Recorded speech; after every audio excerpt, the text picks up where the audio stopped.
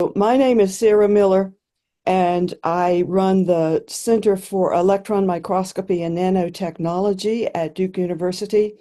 It's the biological core on campus.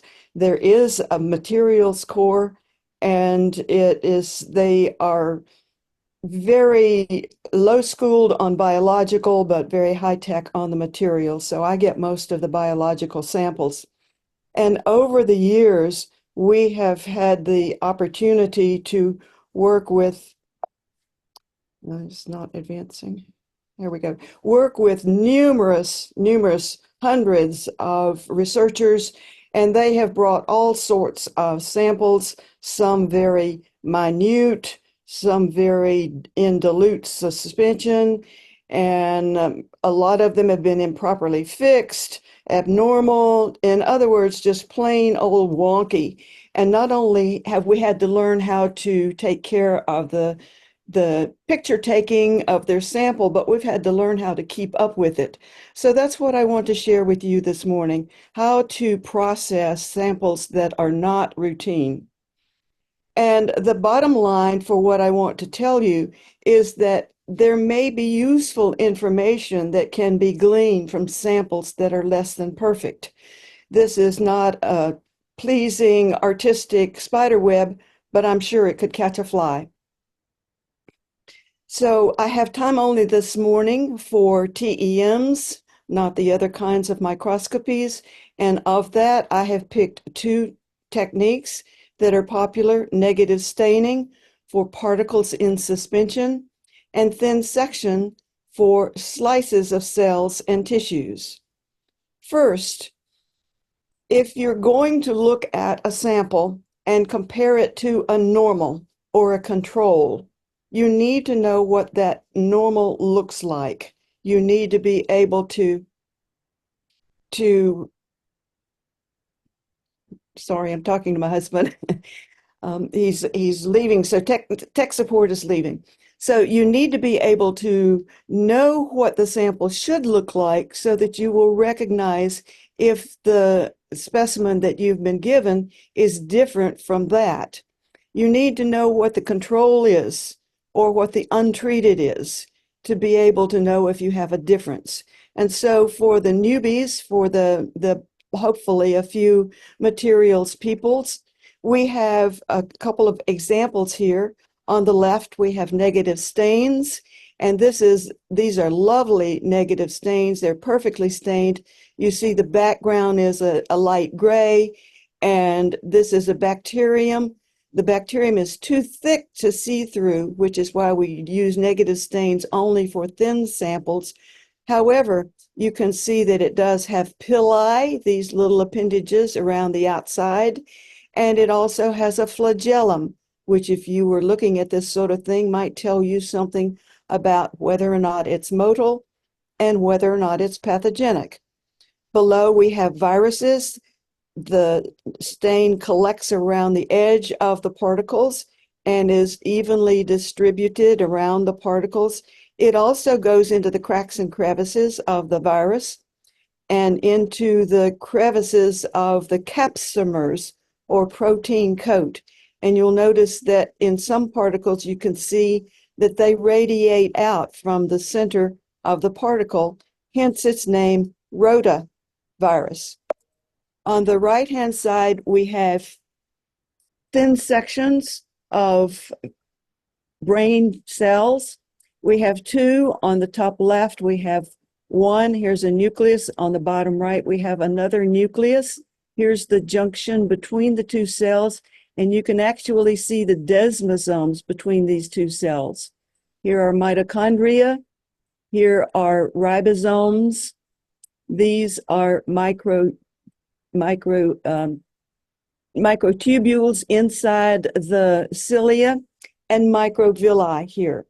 At higher magnification, you see some cross sections of microtubules, and this is what we look at when we have a patient who has frequent respiratory illnesses, because sometimes what's wrong with them is that they're genetically different and their microtubules, seen here paired in a 9, plus 2 array, 9 around the outside and 2 in the center. Their microtubules don't have dynein arms. And those of you with good eyes may be able to see these little spikes right on the top of my pointer here. There's an inner one and an outer one. And if these are missing, the cilia can't bend because they don't have the dynein arms on the microtubules that allows them to move against each other as though you were climbing a wall in the gym, and you move up with one arm, and then you move up with a foot, and you move up with another arm, and you move. Something is always attached. And that's the way the microtubules work.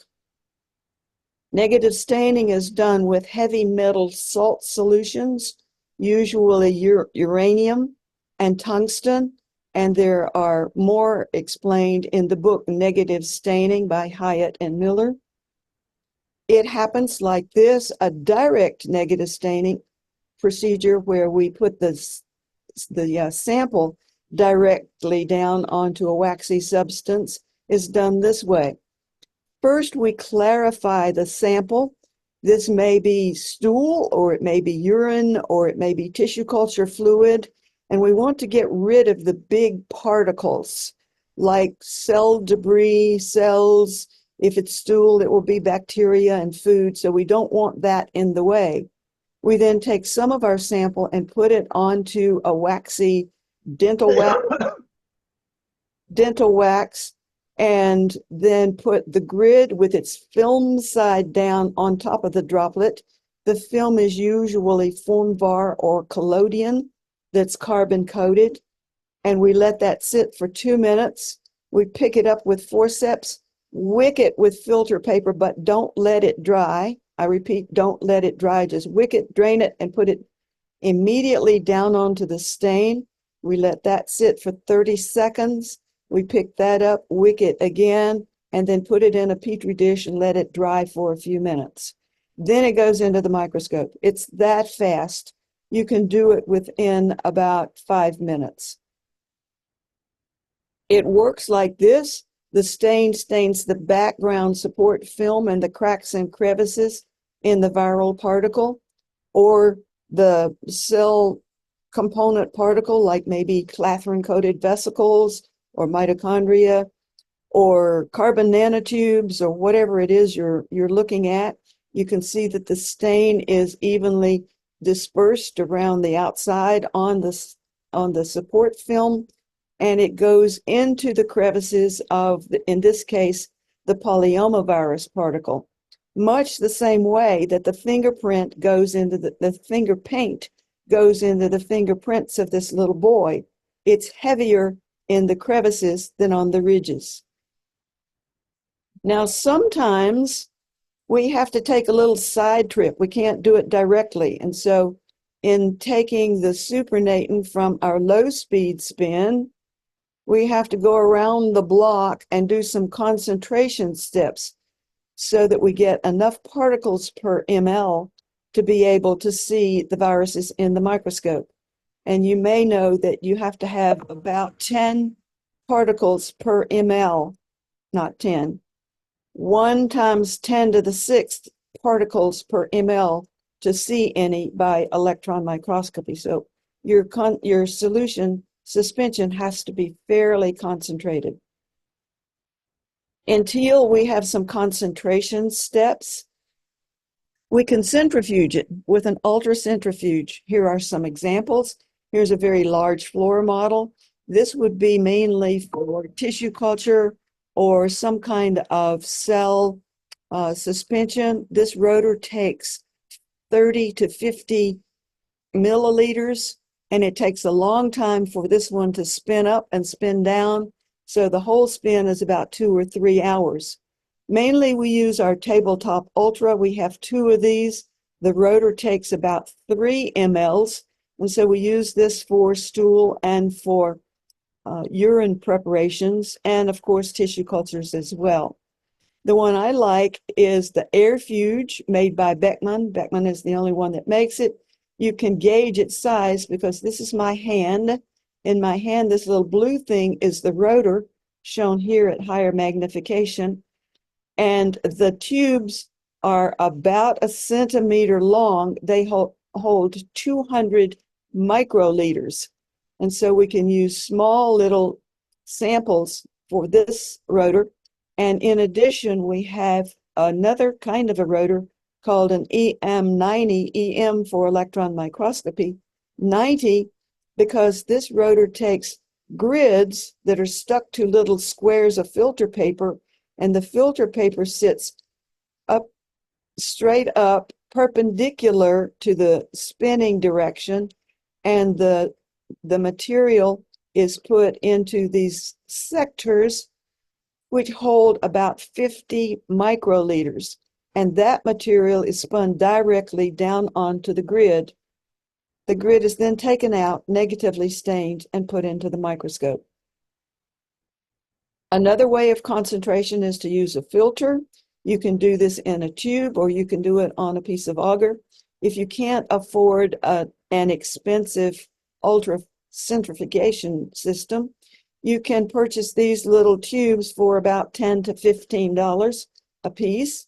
It's one filter per sample, and you put your sample, after clarifying out the big pieces, you put your sample into the upper chamber, put this into just a regular centrifuge and spin it for about 10 minutes at about maybe 1,000 times gravity.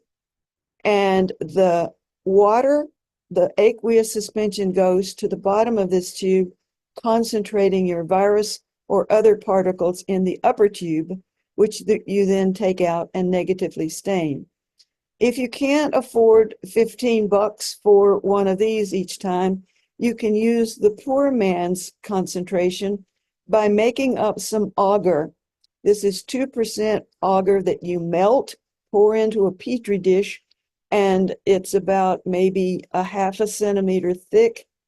You then cut out a square with a spatula and put this onto your parafilm, and then put your suspension that you got out of here or out of your other clarified tube, and let this droplet diffuse into the agar. As the aqueous part diffuses into the agar, it concentrates the particles up onto the grid. Could you please mute your computer? So the particles will be concentrated on the film of the grid. When the droplet just almost gets dry, but not quite, you pick up the grid and negatively stain it. And this was pioneered by my friend Frances Stone and her technologist Nan Anderson. Another way to concentrate is to do an immunological aggregation. You can do this in a tube or directly onto the grid. Antibodies, you may know, have two sites that recognize the antigen that they will recognize. They have 2 feet here, and one can recognize one, in this case, virus, and the other side will recognize another, linking them together. And then you may have another antibody that will link this virus to the next one, and so on ad infinitum. And so these viruses get linked together, and it's easier to see a clump of viruses in the microscope than it is one single particle, and try to discern whether or not that is junk or a virus particle. Now, there are some caveats. This necessitates that you know what kind of a particle you have. Or maybe it's a piece of cell component, and your antibody is against that. So if your antibody does not recognize your virus, it doesn't see it, it just says, bye-bye, I'm going elsewhere, then it will not clump your viruses. So if you choose the wrong antibody, you don't get any reaction. Another problem that can happen is that if the antibody is in high concentration, so you have more antibodies than viruses, the antibody will completely cover the virus and not have any sites available to hook on to the next virus. In that case, your negative stain will just have a fuzzy coat around the outside of the particle, and it won't be linked together. Here's an example of that. Now, these are the same kinds of particles. That virus is poliovirus, the vaccine strain, like this one. However, you will note that the antibody is coating the antigen, and many antibody particles are just clumping and not clumping the virus together. You can also do this on the grid. If you put your antibody on the grid, sometimes it lands with its feet first, its antibody sites down, and no viruses can attach. Sometimes it lands with its head down, and it can reach out into the solution and capture two viruses. And sometimes it may capture one because one is available and one is not. What you can do is to put down protein A, which you can purchase. It's made from Staphylococcus A, and it's a protein that hooks on to the back end of the antibody called the FC portion. And it holds the antibody with its head down, its feet out, and so both antigenic sites can catch a virus in the suspension.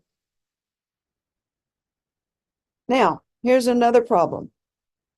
You can have a bad stain. The grid must be hydrophilic for it to work for negative staining. If it's hydrophobic, it acts like water on a newly waxed car and beads up. Not only does the stain bead up, but your particles can bead up and not spread evenly. So here's a low magnification showing the beading up of the stain. Here's a higher magnification of that stain. It might be in the center of the droplet that you could see a few particles of interest, but if the stain is really dark, like this edge over here, you won't be able to see anything. If I look at low magnification and the grid looks like this, I start all over again and I rejuvenate my hydrophobic grids. I will tell you about that in a second. This is a grid, one grid that had one side of it that was hydrophobic, the other side of it was hydrophilic. If I see something like this with particles all clumped together and gummed up, and pardon my language here, this looks like snot.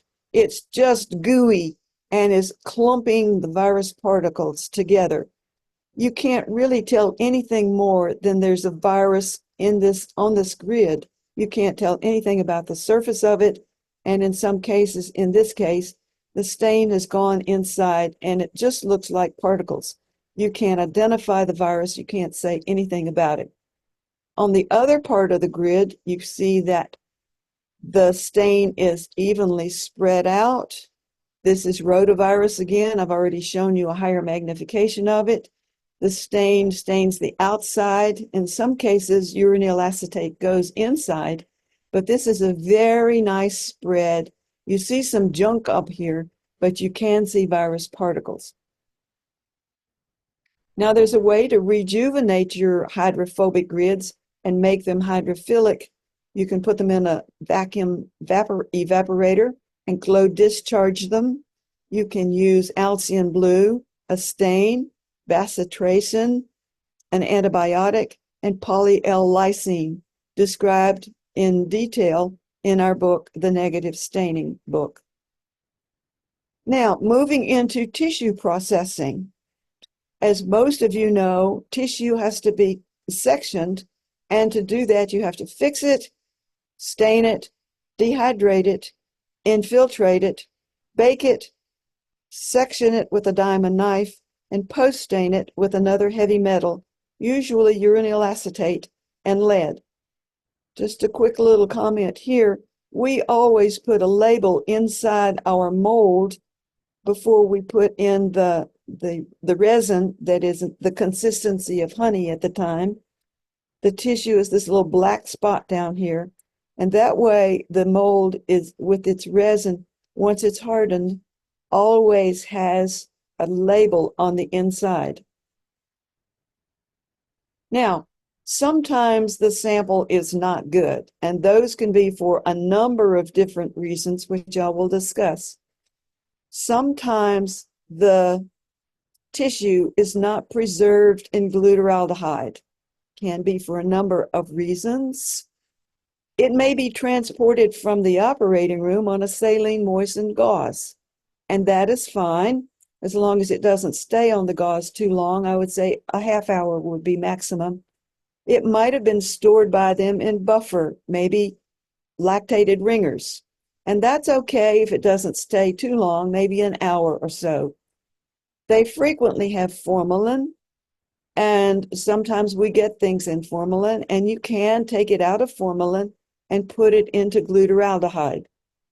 But if it's dried on, like on the vial wall, in walking over, just say, nope, sorry, go back and get us another tissue, which doesn't make the surgeon or the patient very happy. Sometimes what you get is a small amount of cells, really a few cells, and you have to keep up with them and embed them. There are ways to keep up with them. EMS sells these capsules, and EMS and Azer have now joined forces, and it will change its name, or maybe it will stay EMS. We don't know yet, but these capsules are available right now from EMS. They're pointed. Some people I know can pellet their cells and leave them pelleted in the tips and then just embed here. I'm always afraid that the pellet that is toward the tip of the capsule doesn't get infiltrated enough. And so we prefer these tiny little tubes that are approximately 4.5 centimeters long. These are available from Fisher. They have this tip on the end of it that concentrates your pellet, and it's this number. You'll have trouble finding it unless you write this down. It's MCC 056890-18. And the pellet is put into glutaraldehyde and layered onto glutaraldehyde and then spun horizontally so that all of the small pellet goes into the tip. Now, how do you get the cells out of there? Think about that for a moment. Here is a tiny, tiny little pellet. Now, this dark area below is the shadow of my hand and the shadow of the tube against the background. But the tip is right at the end of this arrow, and you can see that the pellet is less than 1/2 of 1 millimeter. So we've got to get that out of there. So here are two ways of getting the pellet out of that tube. I've laid it on its side onto a piece of parafilm, and this is the pellet, this is the glutaraldehyde. We cut off the end of the tube. This blue area is the plastic that we want to cut off. And so when you cut that off with a single-edged razor blade, quite frequently the piece will go flying across the room. So it's okay if the tip goes across, but you don't want the pellet to go across the room and get lost. So to do that, what I do is I place my third finger on the back side away from me on the tube, my thumb on the front side, and hold the tube while I place my forefinger on the pellet, sticking over the end, pardon me, over the end of the pellet. So we have the forefinger holding down the pellet, and then I slip a razor blade, single razor blade, behind my forefinger, carefully, I might add. And this is that picture with the forefinger on the pellet and the razor blade behind the forefinger. This is on a piece of parafilm on a cutting board on the bench top. I then cut with the razor blade just behind the sample, which I'm holding down with my forefinger to keep the sample from flying across the room, going in the trash can, underneath the cabinet, or in somebody's pants leg pocket. So now I can wick both sides with a piece of triangular paper, wick paper, filter paper, and you want to wick it until it is drained but not dry. And you end up with a little piece of plastic tube and the sample on the inside of that, like your Combo's crackers, which has cheese on the inside and pretzel dough on the outside. It actually looks like this, and fortuitously, a standard size paper clip is just exactly the size of the inside of that little tube with the sample on the inside. So you just push the sample out.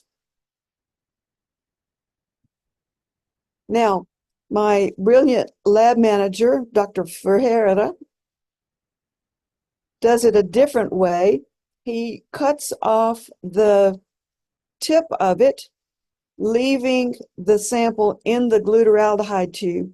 He then removes some of the tip, some of the sample fixative, which is glutaraldehyde, but leaves a little droplet behind the pellet.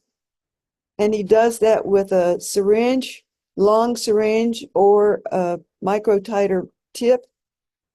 And then he uses another microtiter tip, cuts it off with the razor blade so that it doesn't go all the way to the end, and shoves this microtiter tip down into this tube and gently blows with a bulb the sample down onto parafilm. But that leaves a little bit of glutaraldehyde behind this, and you have to be careful to be gentle, or some of the cells will float out into the glutaraldehyde here. So he then uses a small piece of filter paper to wick off this end, and sometimes he may wick it off here, but it takes a smaller piece of paper here than here because you've got to wick up this glutaraldehyde that is behind the sample, sitting on the piece of parafilm. Then, because you've got to keep up with it, you need to coat the sample with molten agar. This is 1% molten agar, not 2%. And the reason I made such a big deal about wicking off the glutaraldehyde is that if the agar gets fixed by the glutaraldehyde, the aldehyde will cross-link the agar so that no further solutions will go in, and you won't be able to get in your osmium or your dehydrating solutions. So you need the agar to be able to keep up with your tiny, tiny, tiny, and you can see at the end of this arrow that this cell pellet is about 0.2 of a millimeter, and that will allow you to go in and pipette off your solutions, and the tiny little bit of glutaraldehyde that's in your pellet will not be too much to solidify your agar too badly. If you get too much agar, that's okay too. Here's a big plug of agar, and the pellet you can barely see above my laser pointer there. If you get too much agar, you can just cut it off with a razor blade, leaving a bigger chunk of sample in your agar. From there, you just fix it and wash it, stain it with osmium, wash it, dehydrate it, or you can fix it also with uranyl acetate. the osmium and the uranyl acetate will not solidify your agar so much that the dehydrating solutions will go in. So that's fine. Now, what if what you want to look at is white blood cells in blood? And this is a 10 ml tube of blood, which is fine for an adult. The white blood cells make up only a very, very small amount of the cells in blood. And if you tried to embed blood, you would never find them. So what you have to do is to separate the white cells from the red cells. So what you do is you spin this blood at a low speed, say about 10 mLs, you spin it for 100 times gravity. The red cells don't pellet actually, but they will go to the bottom of the tube. The plasma will go to the top of the tube, and the white cells will be right at the border, right at the meniscus, the junction between the red cells and the white cells. All this is fine. It will make a little, maybe 1 to 2 millimeter tall button on the top of the red cells, and that's called the buffy coat. What you do is then you take off the plasma with a pipette, a plastic pipette, because you don't want to get a glass pipette anywhere near anything that you're going to embed, since some glass shards may be in your pellet, and you will not want glass shards in your pellet so that it dulls your diamond knife. When you take off your plasma with your plastic pipette, you will have the buffy coat there, and you will layer on glutaraldehyde with your plastic pipette very gently, not disturbing the buffy coat. You put it into the refrigerator overnight, and that solidifies the buffy coat into a button that you can remove with a spatula. It will stay as a solid little round pellet, and you can take it off with a spatula and then process it, cut it up into pieces as though it were a piece of tissue.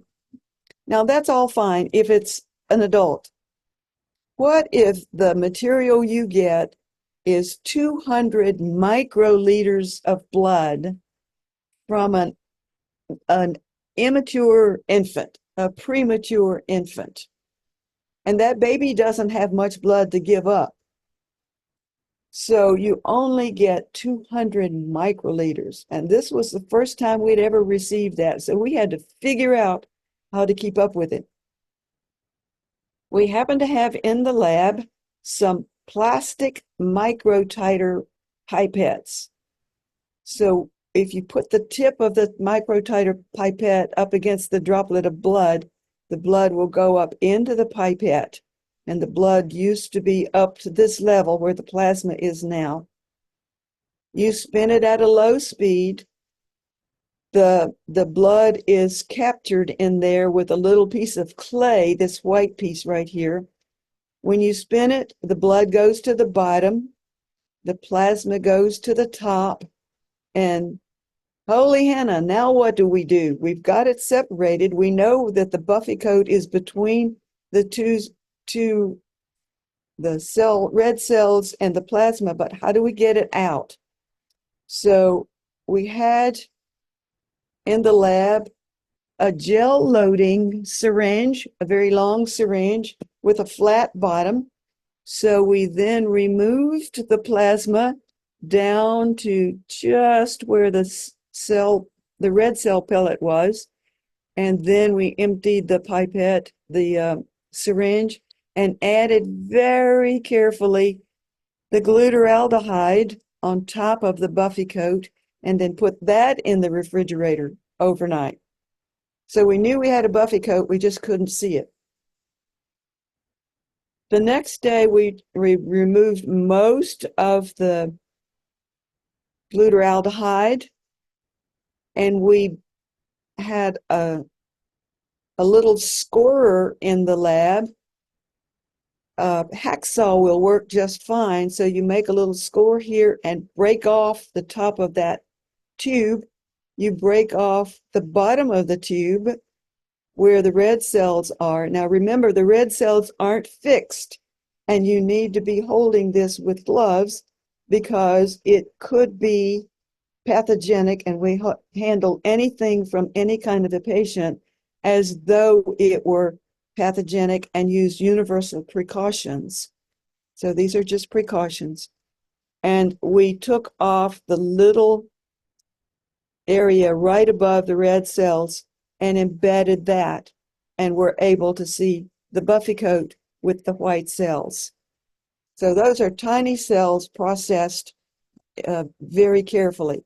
Now, what if all of your cells or tissues have already been processed into paraffin by somebody who didn't anticipate doing EM, or somebody who didn't know how to prepare things for EM? So this is a paraffin block with tissue in it, and the only tissue that was available had already been infiltrated with paraffin. So we had to figure out how to get it out.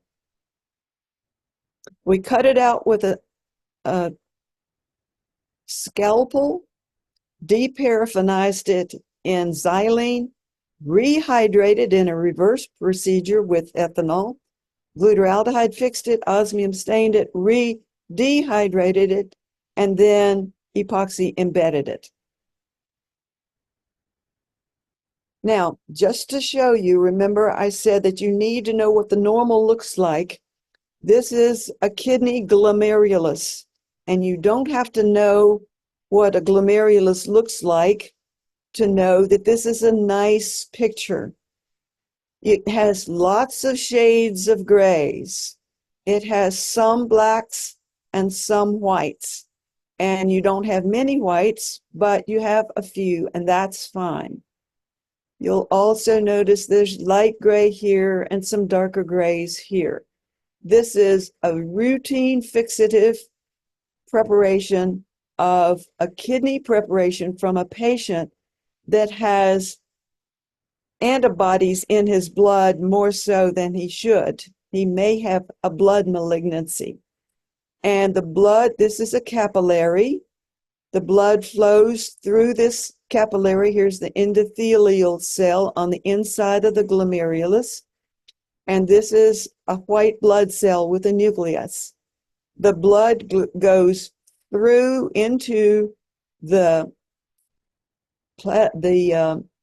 basement membrane, and just as it starts going through, it's changed to fluid. The red cells stay in the capillary, and the fluid goes through as urine and goes into this extracellular space. This is a cell that makes these little foot processes, and the dark sausage-looking cell, sausage-looking things here in this basement membrane are bad for the patient.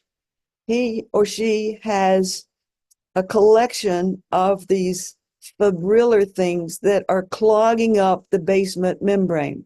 So now this is a routine fixative. It's nicely stained. It's diagnostic for the patient, and the patient's doctor is not real happy about it, but it is diagnostic. Now this is from tissue that has been retrieved from a paraffin block. It is diagnostic, but you will notice that it has a lot of white space. Not the section is not holy, but the tissue is holy. And it has these large, lacy looking spots inside the capillary. This is the endothelial cell of the capillary. The blood goes through. This is the basement membrane, and you will notice this is the space of these foot processes out here where the urine collects or should collect. And you'll see this dark gray stuff here. And this is diagnostic. It let the renal pathologist know that This patient also has a disease where the urine is carrying fibrillar material that is clogging up the filter here.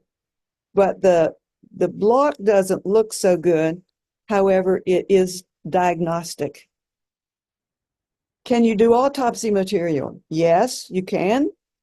You may know that autopsies aren't always performed right away after the patient becomes deceased, but you can embed it.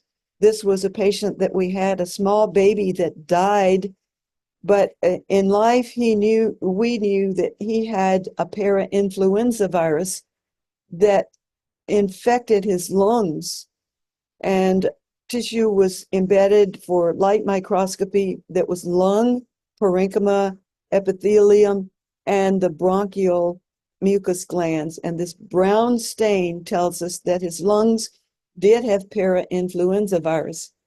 Well, the pathologist ordered a stain for some other kinds of tissues, many other kinds of tissues, and found that they were positive as well.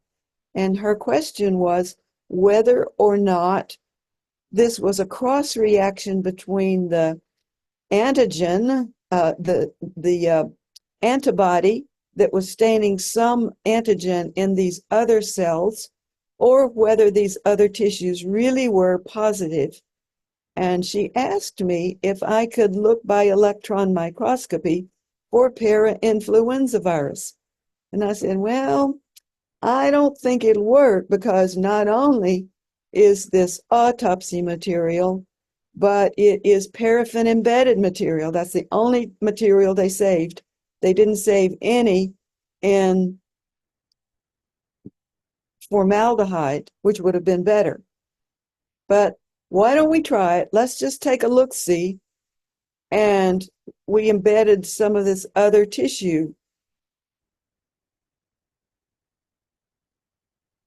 Now, just to show you what parainfluenza virus should look like in a properly prepared tissue, this is an infected tissue culture cell. These are nucleocapsids of the virus. Now, these nucleocapsids are not round like a baseball, like some viruses have round nucleocapsids. These are like a snake or a worm. And in the cytoplasm of the cell, they form these inclusions. This is the nucleus. These are the nucleocapsid inclusions. And when they get mature, they go toward the surface of the cell. This is the cytoplasm. Here are mitochondria. The nucleocapsids move toward the surface of the cell and bud out into the extracellular space. Here's some at low magnification.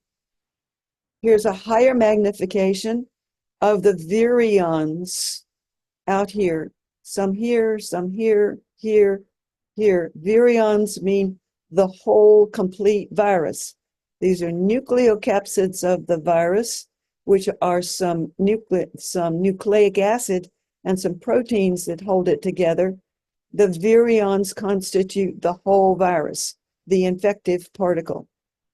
And if you squint and look down at the bottom of these pictures, this arrowhead right here points to a little round donut or dot right here above the red pointer. Here's another one.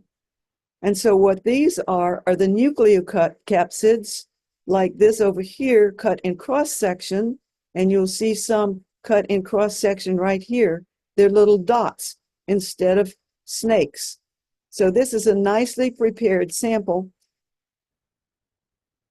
And we thought we wouldn't see anything, but lo and behold, we found the Easter bunny and some Easter eggs. So these are virions, and I can tell that these are virions, one, because I'm a virologist, but two, because these have thickened membranes. Remember, I told you the viruses have this thickened membrane, and that's because it has some proteins that it told the cell to insert in its membrane as it budded through.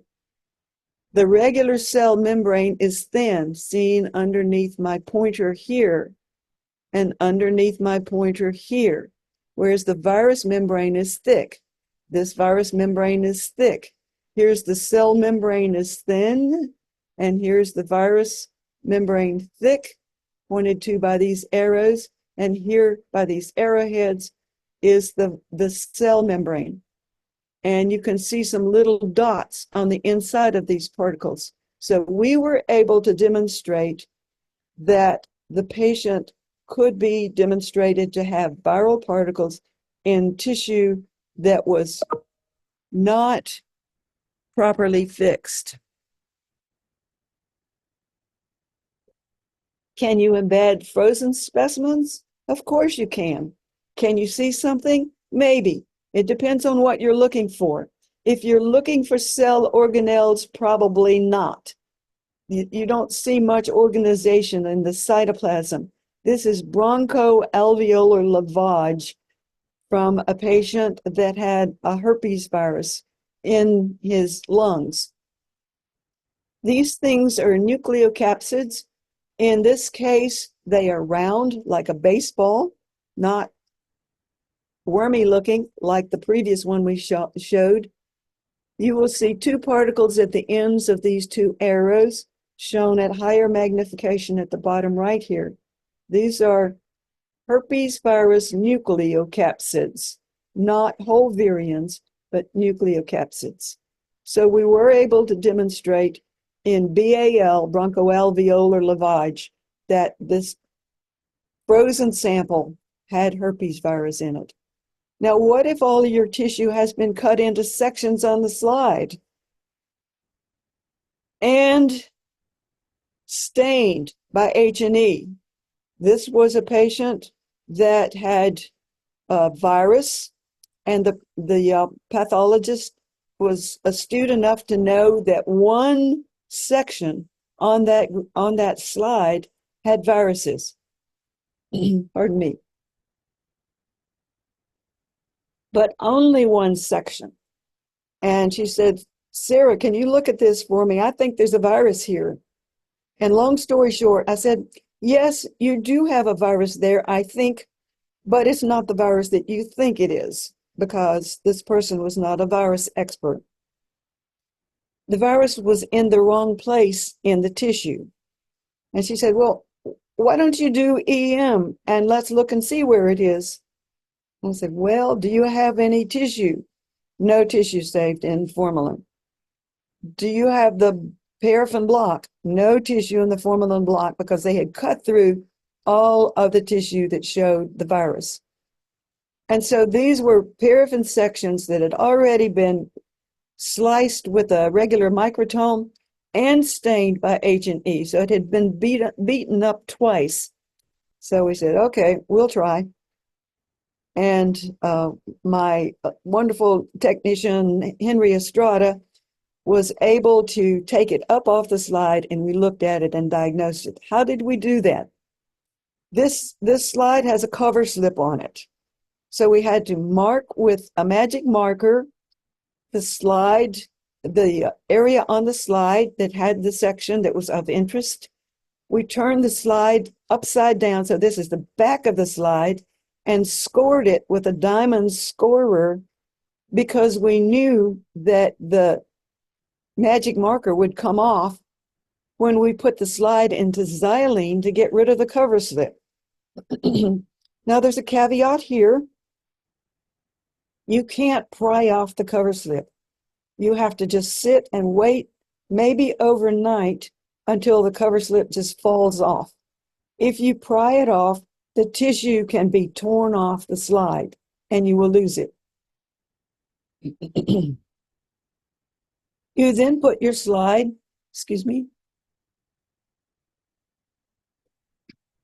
on a couple of dowels from an applicator stick broken in two that are inside a lid, plastic lid. This is like your cottage cheese lid. We order these by the case full, but you can get them, and they're handy to cut on and do all kinds of things and then just throw them away. So you put your slide across these dowels and do all of your embedding, your glutaraldehyde, your osmification, your dehydrating, and your infiltration on the slide, being super careful that you don't put on so much solution that you have it flow over. It's hard to clean off the back once it flows over. Now, once you have your resin infiltrated into your tissue, you can just put this into the oven and bake it as long as your oven shelf is level. So put in a level and make sure that the resin is evenly distributed. Otherwise, it will be thicker on one end than the other end, or one side than the other side. Now, again, Henry, who was my inventor, designed a plate that was made out of aluminum that he took over to the surgical instrument shop and had them cut it down. He made these two little sawhorses across here that he put the slide across that had the resin on it. And this plate had 3 screws that allowed him to level this once he got it in the oven.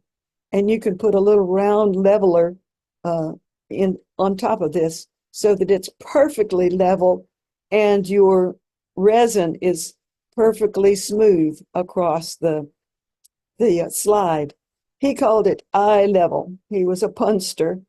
And this was because the oven was at eye level so that you could look at it, but it was also speaking from the level table's point of view, saying, I will level your slide for you.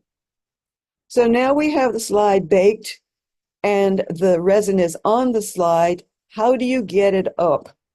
It is solidly on the slide. Well, you boil some water to boiling, take it off the hot plate and put it onto the bench on a paper mat. And then you start dunking your slide about a minute into this hot water and swirl it around and get it good and warm. You're holding the back end so you don't want to get it over your fingers. So you're just dunking this end. Then with a single edge razor blade, you put it between the resin and the slide and start prying.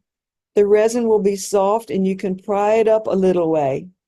And then it starts to cool off and get brittle. So you dunk your slide back in here and warm it up again. And then you pry it off another quarter of the way. And then you keep dunking and prying and dunking and prying until you get over here to the white label of your slide. Then you just pick it up further and break off the resin. Now, as you can see, I hope, this resin has been flipped over on its top so that the sections are up. Now, remember, I don't think you can see it because I can't see it in this light. We drew a little circle on the bottom of our slide to designate where the section of interest is. Remember, we've got 10 sections here, and only one of them has the area of interest. So we transfer this mark from here to this block, and then we cut it out and glue it onto a blank block. Henry designed another instrument called the eye flatten. I will flatten your pellet for you. And it's shown in higher magnification. He took this over to the surgical instrument shop and they made it for us. So you can be an engineer and take it to a metal shop. They drilled out these holes. They put in these levers. The levers can open the spring that's here. You put in a blank block in here. You put your sample on the top. And then you put an Aclar film over the surface, a glass plate that is thick. You clamp it down with these clamps. And the reason I show you this is that once you raise the lever and push the sample up against this glass plate and put it in the oven. It's absolutely perfectly flat and level. So this is a really easy way to cut your thin sections. Now, here's a fixation shortcut. My colleague Marius Vandenberg Veerman, 40 years ago, designed a procedure for getting rid of some of the steps. I just told you about a procedure where you could cut out the block and deparaffinize it and get rid of the paraffin and then re-embed it. Well, he, instead of going through all that trouble, cut out the block, put his block into xylene. The keyword artificial intelligence before stepping. Hello, hello, please mute. Please mute. He put his block into xylene, and also in his xylene, he put osmium because osmium is miscible in xylene. And then while he's deparaffinizing, he was staining with osmium. And since the osmium is also miscible in the resin, he just went straight into resin after rinsing a couple of times in xylene. So that saves a lot of time. That's another little trick for time saving. And so we tried it. We tried it in the block. It works very nicely on a block. Excuse me. We tried it also on our slide technique. It sometimes works and sometimes doesn't, so we don't recommend it. I can't tell you exactly why it doesn't, but I'm guessing it's because with a light microscope microtome, these sections aren't always precisely cut. They may be 8 microns, they may be 10 microns, and so they may be variable in thickness. And as you know, osmium is a heavy oxidizer, and once the tissue gets fixed and stained, the osmium then starts unstaining it and chewing it up. So that may be the reason. But like I say, sometimes it works on the slide and sometimes it doesn't. And finally, what if you have a small region of interest in your tissue? Well, we had some granulomas and they were mixed in with a bunch of cell debris. One thing you can do is make blocks, 10 or 20 different blocks, and then make semi-thin plastic sections, half micron, and stain it with toluidine blue to find out where your region of interest is.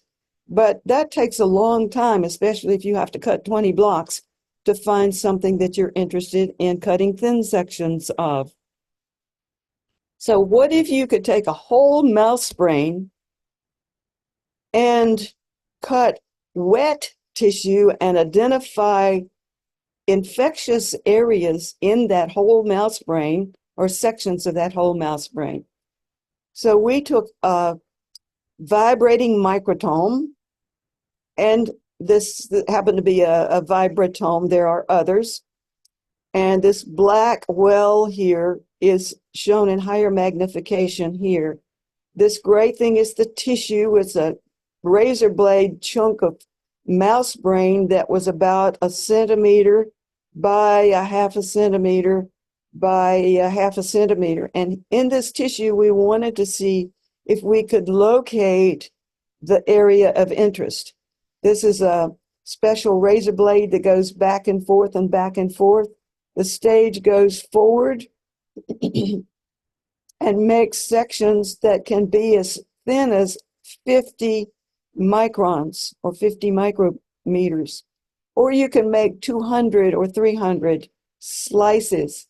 You pick them up out of this floating, they're floating, you pick them up out of this cold buffer bath, and do your staining. Now this tissue has been, the mouse was grown and infected with a virus that was genetically engineered with green fluorescent protein. So that's just a little hint to park in the back of your brain. Now, as you know, here's a little side trip explanation. A confocal microscope, a fluorescent microscope, does not have to have its beam go all the way through the sample to get an image. The fluorescent beam goes through some lenses, and then it goes through a dichroic mirror. This is the beam, the incident beam that hits the sample, and it can be focused on the surface or a little bit below the surface. And then the beam that comes back up is of a different, longer wavelength than the incident beam, and it won't go through that mirror. The mirror is dichroic, and it reflects the signal over to a detector that we can detect and run on a computer and show on a computer screen. So back to our slab of mouse brain. There's a place of interest in there. We're not quite sure where it is, so we cut the slab on the vibrating microscope, microtome. Here's that, and the sections are 100 to 200 microns. We then put the slab of tissue into a little vial of something that is fluorescent. In this case, we used propydium iodide. Glutaraldehyde is actually fluorescent as well. We then put it into the confocal microscope and found something that was of interest to us by shining the beam, scanning the beam over it. And we can look a lot faster at a confocal microscope with a confocal microscope, finding a small area in a big piece of tissue. Once we know where in that tissue the area of interest is, we cut it out with a razor blade because we know it's in one corner or maybe in the center. Now, of course, we have looked with a confocal microscope at only one side, the upside, and that's where our interest is, not on the bottom of this piece of tissue. And we're going to have to put it through several solutions and then embed it. Well, how do we keep up with it? We found that if we cut this piece of the region of interest, the ROI, in a specific shape that looks like the state of Nevada, there's no way you can place that piece of tissue upside down and embed it upside down. So we then cut our area of interest in this trapezoidal shape that is uneven. Now, if the area where my laser is up, and we then put it into a flat mold, we want to put that area of interest down against the flat surface so that when you cut with your diamond knife, you're cutting into the area of interest.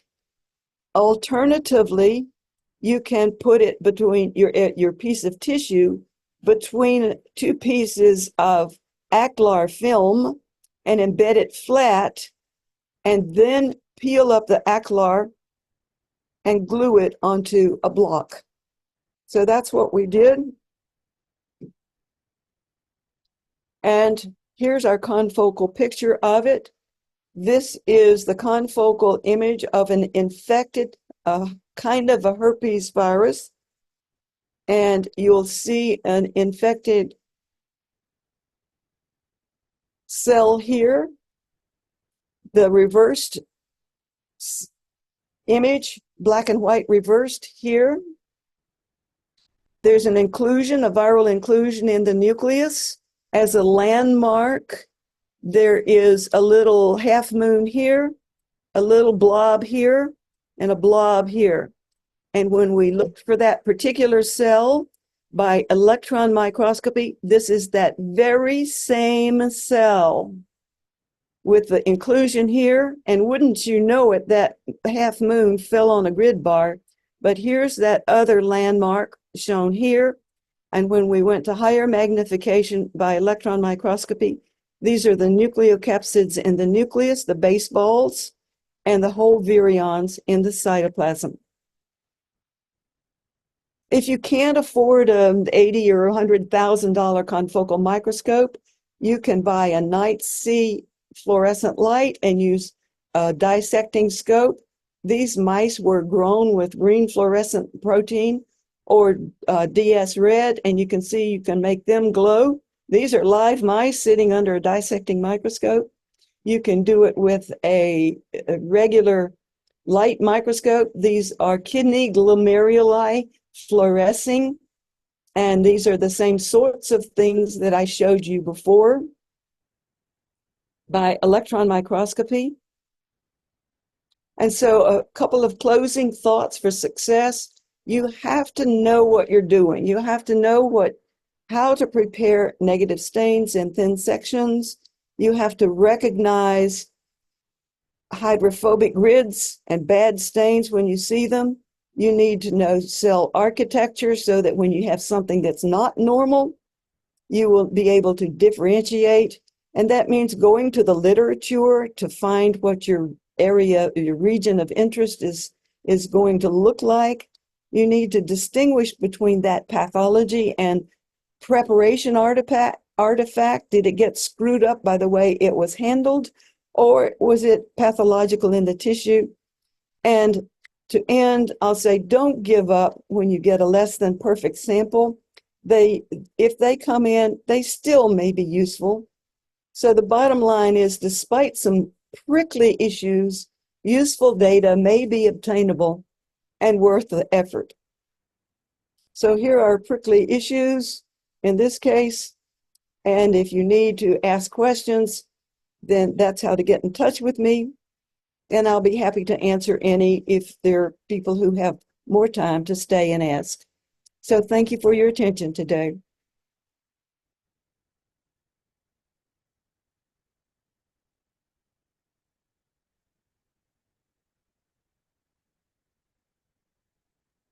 Thank you, Sarah. Sorry, I was muted. There were a few comments in the chat, although not specifically for Sarah. And if anybody can answer or comment, please go ahead. And any questions, please raise your hand or just go ahead. I don't think there's anybody asking specific questions. If there's none, I'm going to ask one question. Sarah, during the pandemic, you and Cynthia wrote an alert or a note talking about some publications actually misidentified COVID virus and in their EM pictures. Could you elaborate that to tell us what happened there and how did the mistake happen?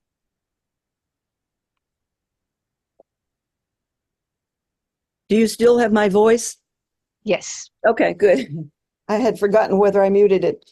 Yes, during the pandemic, there were many, many scientists and clinicians wanting to know where the coronavirus would infect the patients. And so a lot of people were looking for them.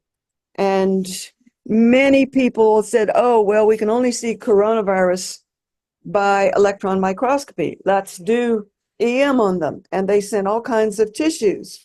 And there were people looking for virus who didn't know what the virus looked like and described many coronaviruses in tissues that did not have coronavirus.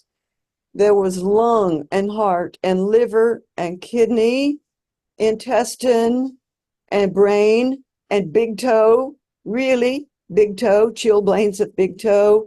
And so they published all these pictures saying, aha, we found the coronavirus goes systemic, it goes all over. And they weren't viruses, most of them. There are almost 70 published papers describing coronavirus in patient samples that are not coronavirus. There are a few that are coronavirus, but most of the ones that are published say, we found coronavirus and it's in this organ or that organ, but they really are not. And that was because anything round and the right size, they called coronavirus. And sometimes coronavirus makes specific kinds of cell organelles. And you have to have the right kind of combination of the virus factory to see that viruses are being produced and not just sitting there. You have to see nucleocapsids. Remember the nucleocapsid that I said looked like a snake? Well, the coronaviruses are filamentous like that as well. And you have to see those in the coronavirus. So many people got fooled by saying, aha, we have seen coronavirus in these strange tissues and therefore it's infected, but they were wrong. And Cynthia and John Brealey, our SUP president this year, and my colleague, Dr. van der Waal in the Netherlands, and Dr. Fogo, and several other people have published reasons comparing real coronavirus pictures to the pictures that were described as being coronavirus. So don't get fooled. Be sure you know what you're saying is true. And don't be afraid or ashamed to write somebody in the field, because most of them, whether it's a virus or not, is this a microtubule, or is this microsporidium, or what is this? Don't be afraid to ask questions. But whatever you do, don't describe something if you're not really familiar with it. So that's how it happened. And there are several. If you look up, I'm the senior author on quite a few of them, but Goldsmith and Bullock, Bullock, Goldsmith and Bullock are senior authors on some of the ones that I published during that time. And they have excellent micrographs if you're interested in looking at coronavirus. So I see a couple of questions over here. I'll answer any more that the people who are still here have. Regular hard recipe EPON works for us for cells on trans wells. Okay, so somebody is using, you can't, that's a comment. And the things that I have shown you this morning are just examples. And I'm hoping that some of you can take away some of those methods to use, maybe even modify them to use in your own laboratory. They're not the only methods, they're not the only way to do things. And there are thousands of ways to do things. So I'm happy to receive suggestions from other folks who do things differently. And let's go over here. Let me answer the rest of these questions. Are you still able to purchase EPON? Oh, it went away. Yeah, here we go. You cannot purchase EPON. EPON is a trade name that was made by Shell Oil Company, and they quit making it decades ago. But you can purchase some other things. Now, I don't know about Embed 812, Polybed 812, and there's another one made by, I think, Lad. I don't know if it etches the plastic. We haven't had that experience, but I see another comment down here about, well, it just popped in as somebody added something. The LX12. Yeah. Yeah, no, not that one. Yeah. Oh, the question was, can you get cover slips that are plastic? Yes, you can. And there are plastic embeddable Petri dishes that you can put your cells into, that you can just embed the whole dish and cut through the filter or the dish. And so let's see, not able to purchase EPON. You might put out a note to the net to see if anybody has any stores, because I know for decades there were electron microscopists, old fogies like me, who kept EPON 812 because we knew that it was no longer able to be bought. So there may be some that have it on the shelf. And I have it from a good source that the embedding resins are still good if you can find them. The other things that go with the kit, the plasticizer and the catalyst are not the same as used to come in the 812 kits, but they will work with 812 as they will embed in all the other resins. So that's sort of an answer, not quite the answer you had hoped for. Here's one that says Auger 100 from Auger Science. Auger, I can't see the rest of that comment. Auger Scientific. Well, there's several resins that replace embed, and I don't know if the Auger 100 etches the plastic. Maybe the two of you, maybe Marcia Reed can contact Igor Kreif. I don't know, Kreif, and you can get together.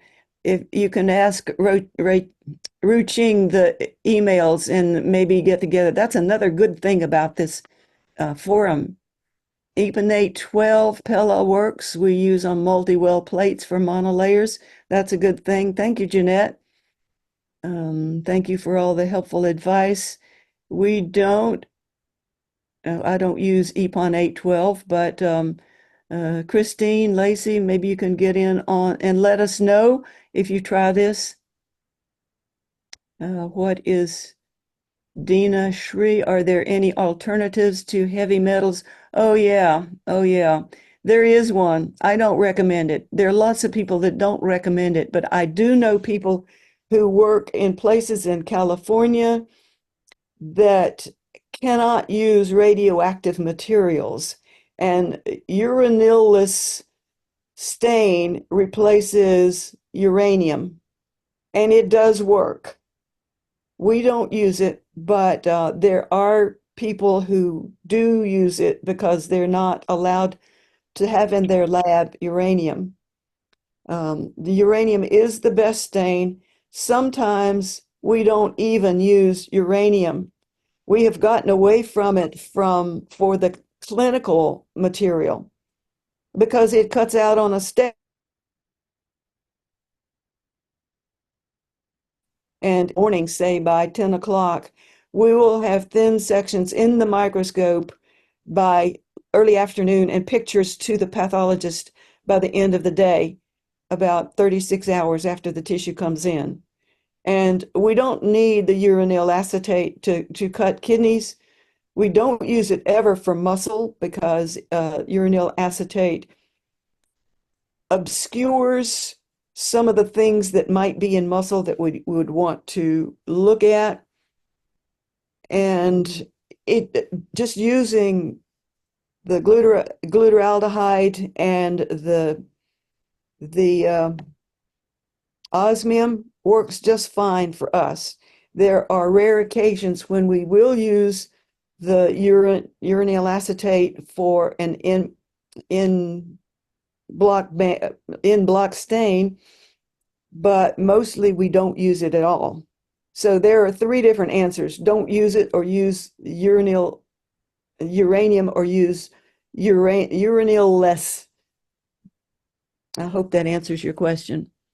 Are there, let's see, we have not used. I think there's a new question about exosome, the starting concentration, and do you have any suggestion? Let me get down there. Effective. Here's one. Effective A. We used it before. I don't know what that says.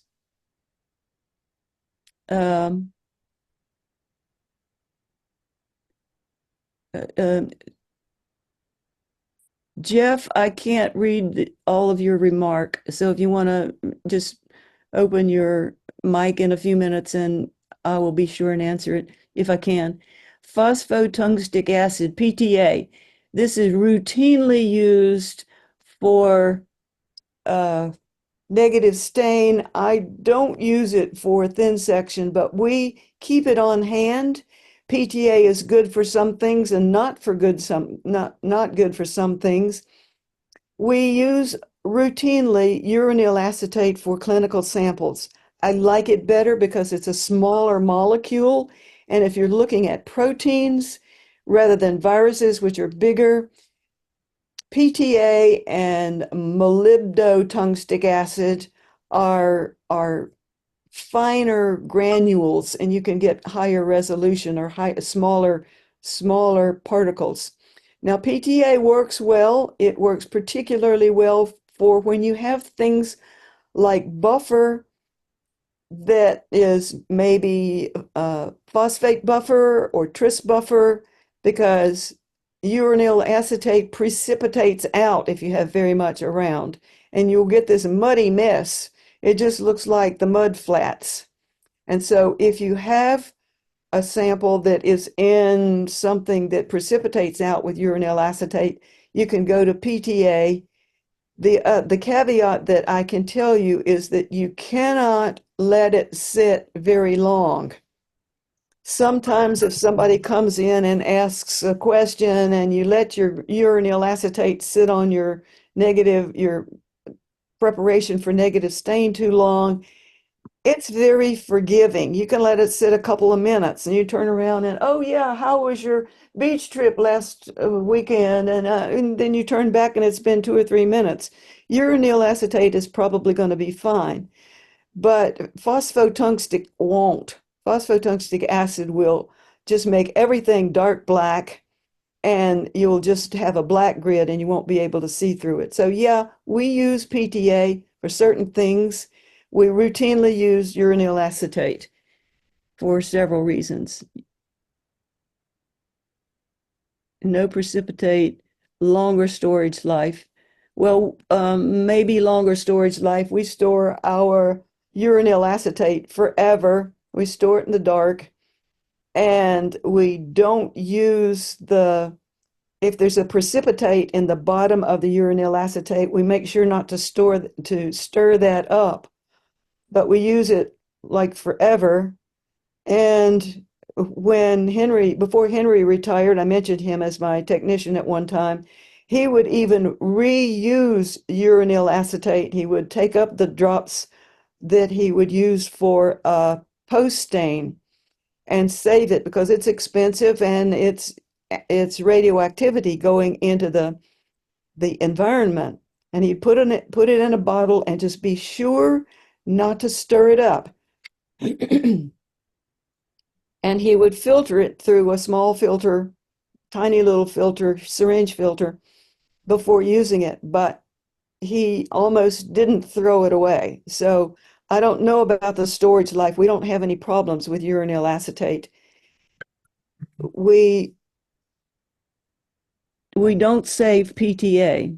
Okay, going down the line here, we use LX112 when we have to embed in plastic culture dishes. Okay, thanks, Lee. We don't use it, but I would like to try it. I think that's one of the things that Ann Ellis used to talk about. And so we might check her references to see if she has used LX112. And if anybody else has used it, that would be good. LX112. Okay, Saskia, is there a reason to not use agarose? No, some people use agarose. Agar, we just had a bunch of it on the shelf. It works just fine. We've used agarose, and it did cross-link with some of the higher percentage of glutaraldehyde.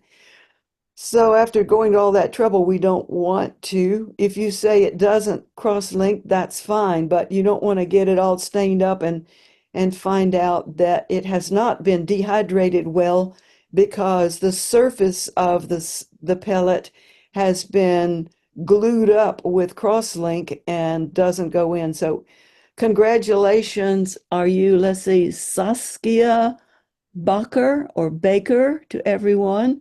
Here's something else to try. That's great.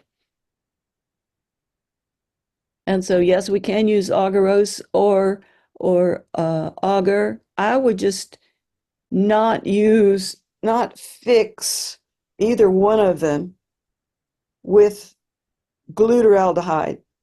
You can fix them with the osmium, osmium goes through just fine, and the excess osmium will come out just fine, and you can wash it out just like tissue. Permanox, yes, that's the one I was thinking of, are the culture dishes. They also make cover slips, and they can be used with plastic slides, and they can be sectioned, and they can be used with X-ray sometimes. For negative staining exosomes, does anyone know tan? What's tan? A starting solution of what? Terry, can you tell us what tan means? We've been fixing with para, rinsing, and blotting fine.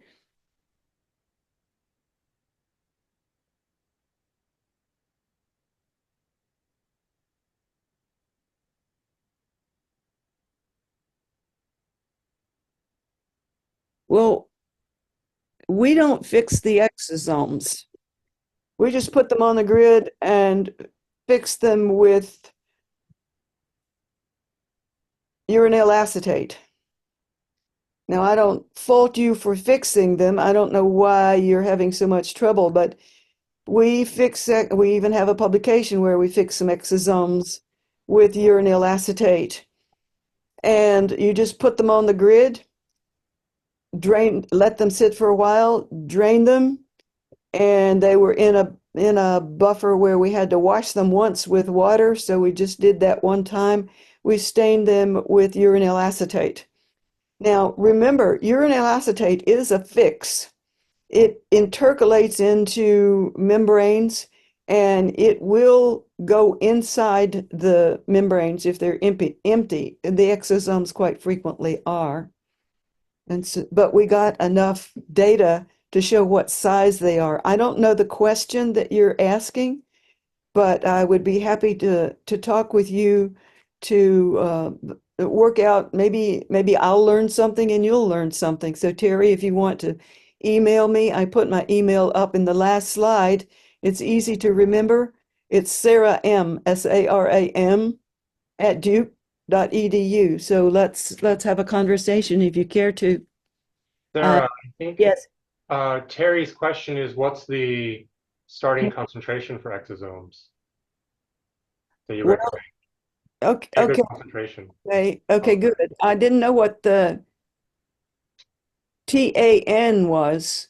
Yeah, Yes, maybe that's might be a typo. Or... maybe a typo. Okay. To see any at all, as I said in the talk, you have to have 1 times 10 to the 6 particles per ml, and that will make it hard for you to find them.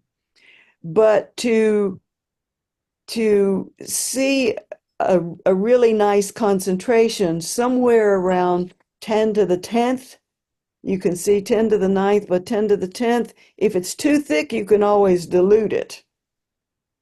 If it's too thin, then you can put it in one of the concentration methods that I showed you. We have some viruses that were 10 to the 11th, so I would say pretty thick.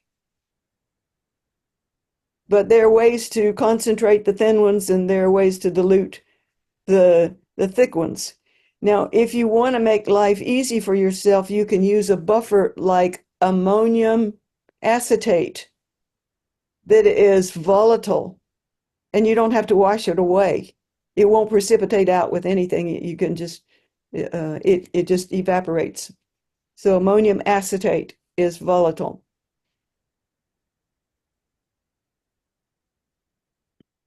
Okay, we have used methyl cellulose for cryosections, for immunostaining, and PTA and uranyl acetate. That's good.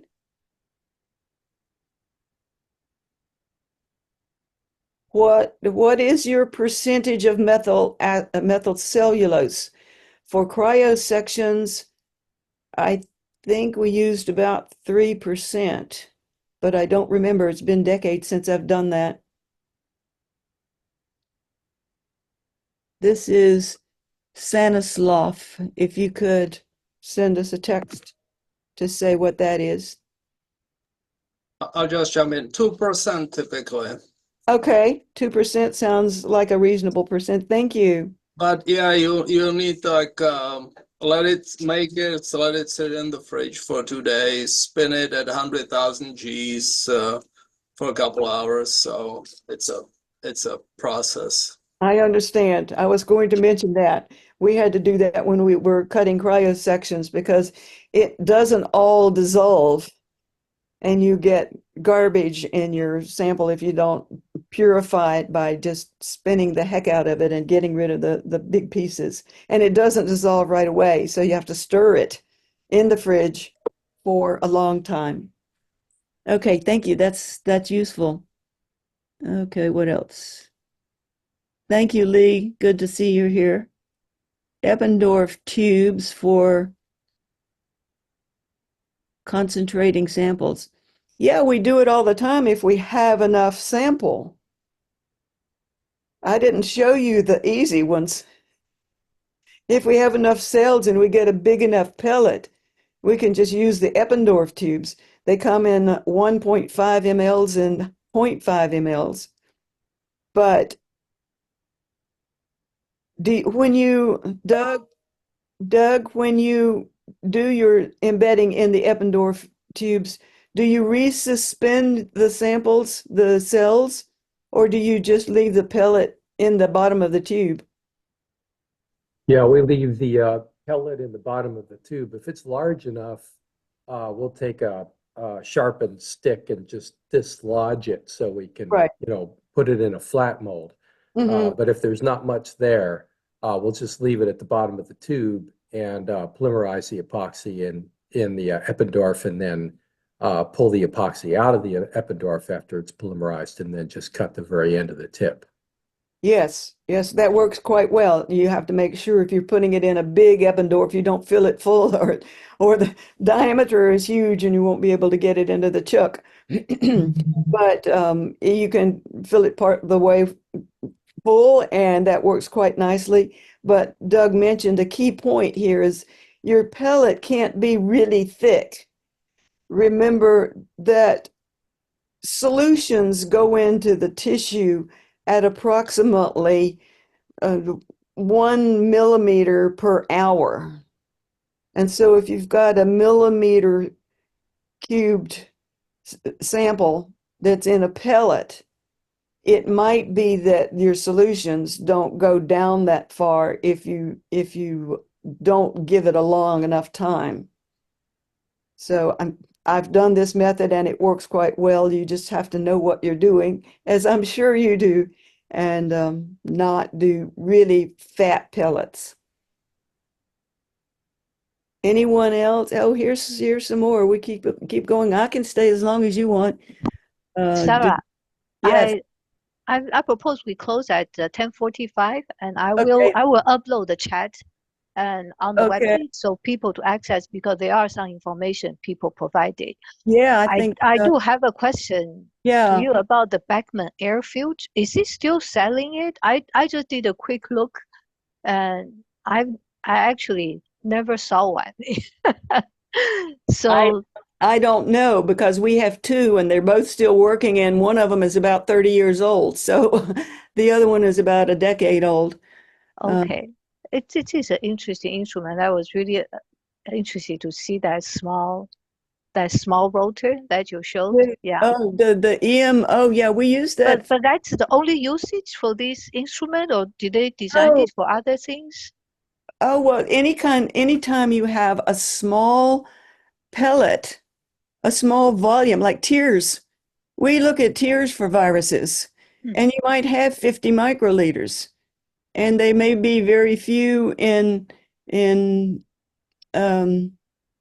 number. The viruses, if they're there, may be very few in number. So anytime you have a tiny, tiny little sample, you can put it in one of these 200 microliter tubes. Yeah.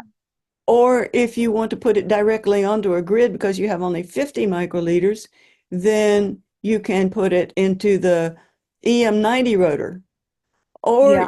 you can dilute your sample. Let's say we have 50 microliters of sample and you want to put it in a tube and wash it a little bit. You can put it into some of this volatile buffer and spin it in the 200 microliter tube. It washes a little. You take off the supernatant and then you resuspend in a tiny droplet of water, like maybe water, maybe volatile buffer, 50 microliters or 25 microliters, and put that onto your grid if you don't have the Beckman airfuge.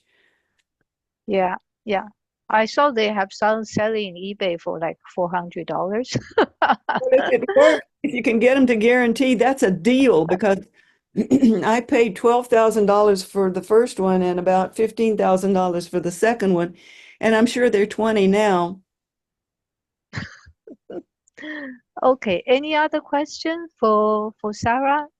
Sarah, there's lots of people thanking you for this very informative talk. And I'm really grateful that you agreed to give this talk for us today. Thank Bye. Thank you, Sarah. Bye-bye, everyone. Bye.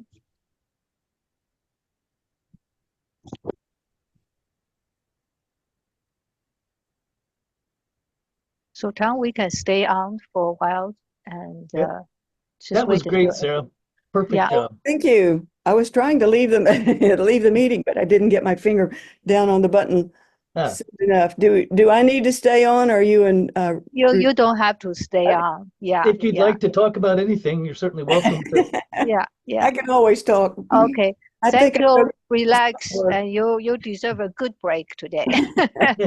Okay. That's a Thanks, lot of bye. information you shared with us. Thanks. Alrighty. Yeah. Take Yeah. care. Bye. That was Okay. Bye fantastic. now. Thank you. Bye. Yeah. Okay. I think the remaining people are just somehow logged in. But did you see how many people we had? I think we had like close to 90 or something at one point. Yep. Yeah. Okay. This is great. All right, Tom. We didn't make any mistake this time for a change. This one was good. Yeah. Yeah. Yeah. Yeah. I'm gonna go ahead So and stop maybe the we should have recording. Hold on here. Let me get okay. the We should have less speakers.